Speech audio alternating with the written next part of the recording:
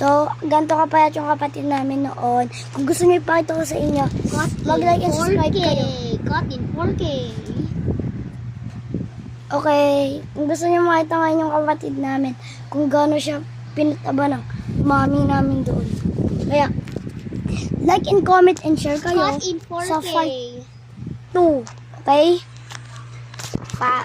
Pedro. Ay, gusto lang akong pakita sa inyo guys. Pakita. Yeah. Pedro. Wait mo na. Ooh. That's a Supra. No.